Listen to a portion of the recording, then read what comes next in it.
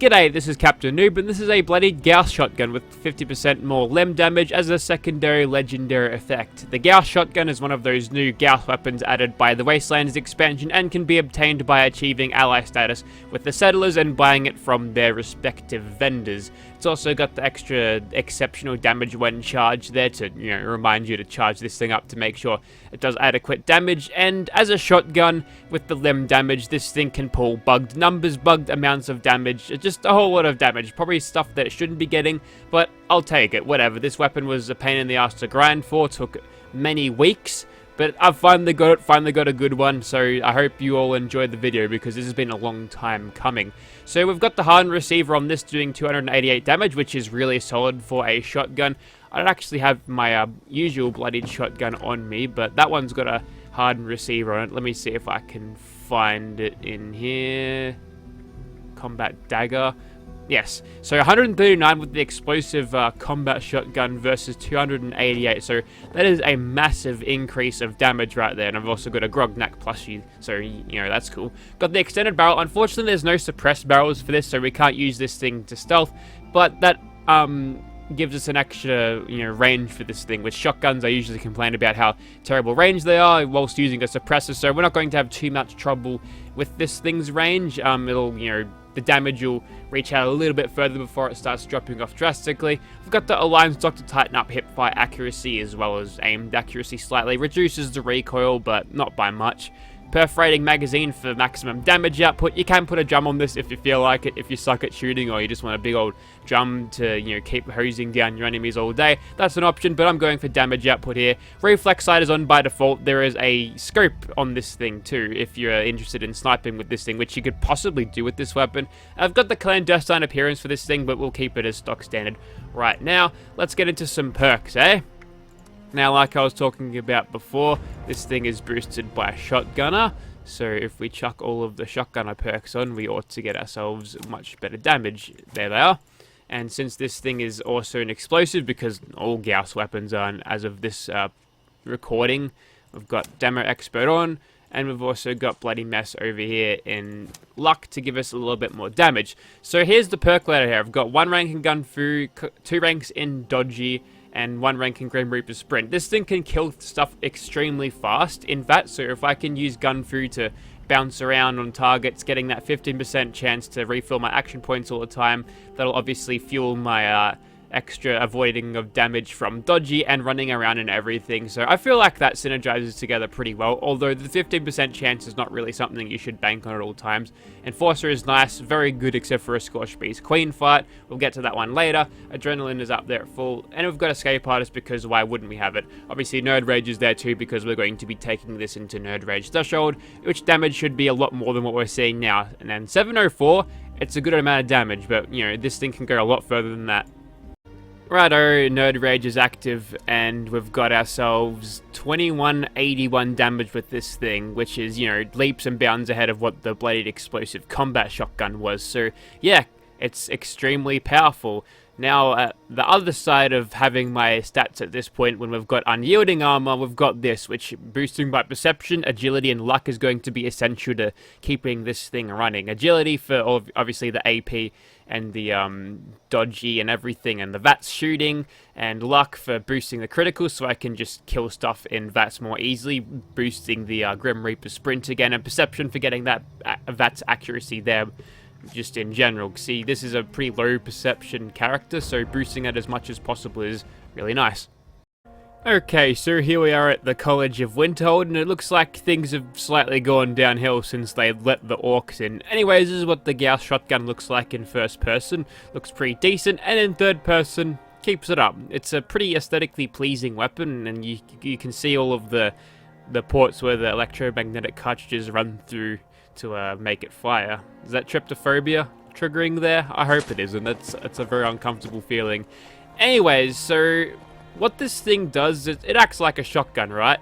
But for some reason when you aim it in third person, it's like you're not even aiming down sights at all, but you can see the crosshairs move a lot further in if you aim in first person, so that might be the use of the scope.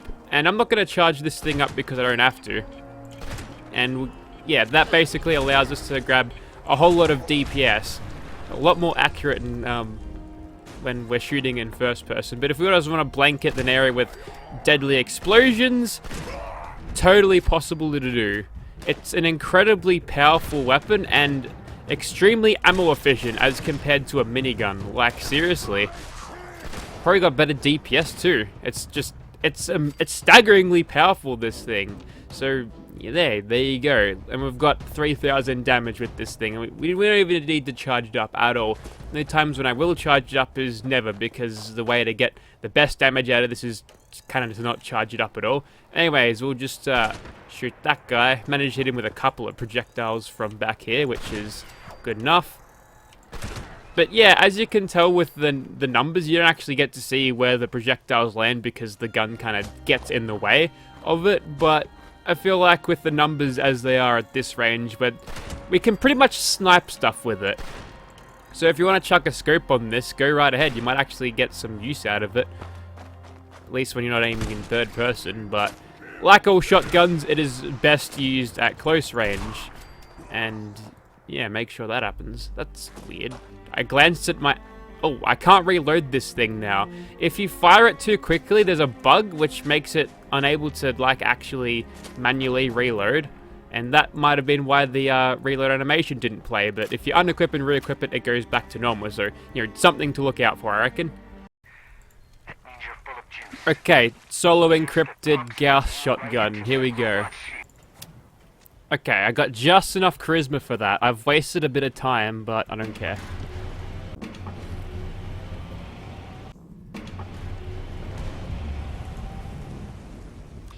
Ready, steady, steady, go. There it goes. Alright, so whilst we're inside, we must remember that this thing, being an explosive weapon, can kill us at close range. And even though we do have fireproof on, we're still really susceptible to dying. Now, if I felt like the enemies were giving me too much trouble, a good idea would be to utilize sneak, or perhaps utilize power armor instead, which, you know, I'm not getting any benefits with sneaking or anything, so it seems a smart idea to, you know, grab some power armor and use this in it, because I'd have the emergency protocols giving me an extra bit of tankiness, which, have I used VATS yet? No, I haven't. Surprised I didn't kill myself just then. It is possible to do it. And sometimes it's just a little bit inconsistent. I'm not really sure what happened there. I should have definitely blown myself up with the shotgun pellets landing so close to me that other shot, but I didn't. Now, the thing about most of the explosive weapons in the game is that you can't actually rely on it to do a whole lot of damage to actually kill your enemies that much. But with a weapon like this, each explosion giving you 172 damage, possibly more on lesser enemies, you kind of don't have to aim with this thing. And the consequence of this is it's just going to be a little bit... It just won't be as good against a Scorched Beast Queen. You could pretty much forget shooting at her outside of that, so I'm just going to tactically retreat here because, yes, I'm a little bit squishy apparently. Quickly open up VATS and just shoot that guy. A couple of dudes in here. Now, I've noticed the rate of fire with this thing is significantly higher if you are using it in third person, which, you know, may cause to the thing being bugged. It's quite a curious weapon, and obviously it probably wasn't tested as much in the PTS, and not, you know, pointing out, hey, this is kind of weird, why is it doing that? But, you know, it's fair game for everyone now, at least who's grinded. So, you know, it's definitely worth getting. Definitely, I mean, whether it's up to you whether the grind for this weapon was... Okay, we've already killed everything in here. The, I guess, month grind of just doing dailies every single day to get this thing was worth it. I mean, it's going to be worth it for Bethesda, because during that month, you've got to see the Atom store swap inventories 4 times, and you might have actually bought something with Atom, so basically their eyeballs are just the cash symbol. They want you to grind, they love it. It's up to you to either say, well, this is too much Bethesda, or this is not enough, or you could change it here. And yeah, be sure to leave your feedback. If you think the grind is too much, please let Bethesda know, because quite honestly it is, but the performance of this gun is certainly making it feel a little bit worth it now, isn't it?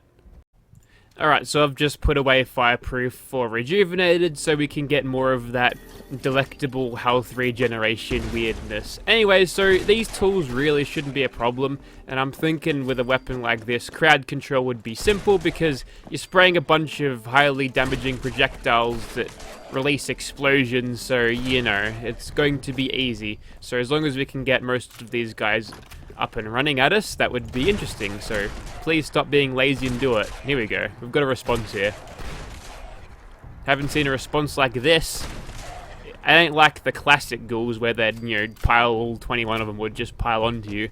But, you know, it's something different. I think they need to look at this AI. Maybe they purposely did it because the ghouls were a little bit too active and they'd go and interfere with players, but I personally think that if you wake up a giant horde of zombies, you better be prepared to fight them.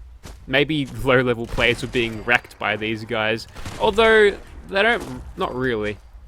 They've all got high health builds, so they could take a few hits, whereas I can't.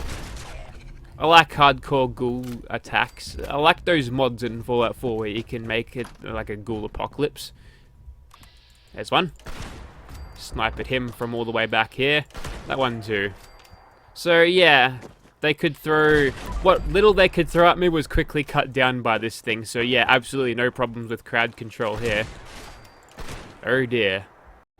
Okay, time to slaughter a bunch of crackheads and then we'll move on to Swan. What was that camera weirdness? Oh, a missile launcher, is it? Well, actually, I don't have Fireproof on anymore, so they're a little bit more dangerous than usual, but not really that much to pose a threat. There's one. I see them in there. Hell yeah. There's another one. Must have been hiding behind that barrier. Cooking. Oh, is that a meat hook? Exceptionally poor choice of weapon there, friend. Okay, I think that was 6. I'm going to assume that it was 6, so we're running into this one fight over here with full adrenaline, which should be pretty easy considering... Ooh, he's up and about already. Look at him. Alright, we'll enter sneakiness. And we'll get a sneak critical on him just to, you know, add insult to injury. Got to make sure we're in range, though. Charge her up. She's ready to go. And release. Alright, let's clean up these crabs nice and quick. And fortunately for me, these guys have got quite large hitboxes, so a lot of the pellets that I fire do end up hitting, which is nice. The real test of damage is seeing if we can't, you know, kill the Mylurk Kings in one shot, which I feel like is possible. Whatever people were shooting before were probably cut down very quickly by what Mylurks spawned around. Yeah, they're all dead. One over there. I'm actually disappointed the glowing one didn't show up. Anyways, we'll get the queen up and running. Come on. There she is.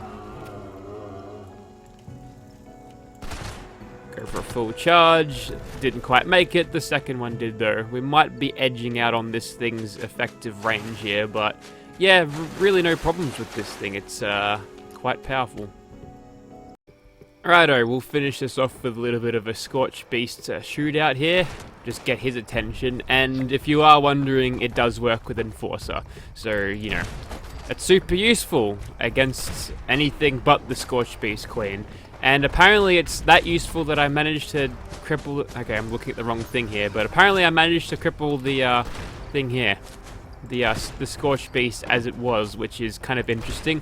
Now, when fighting a Scorched Beast Queen with explosive projectiles, as you can tell, it shrugs off a lot of the damage. But I've noticed with this one, if you just use VATS, it's super effective. It's super duper effective. It's crazy how effective it is.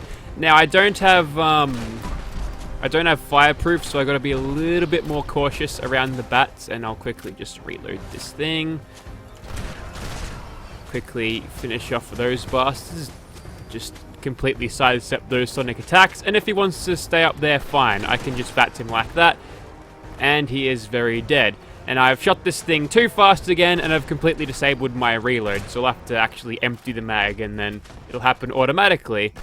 And I didn't have to go through the animation to actually get that done. So yeah, there's a little bit more to this weapon and its bugs rather than, you know, just doing a lot more damage than it should. But, you know, it's got those bugged qualities which Bethesda will probably fix with time. And that's a very rude grenade launcher shot. Get out of there. That was a grenade launcher, but also a fist, because it made the punching sound when it hit me. Case in point.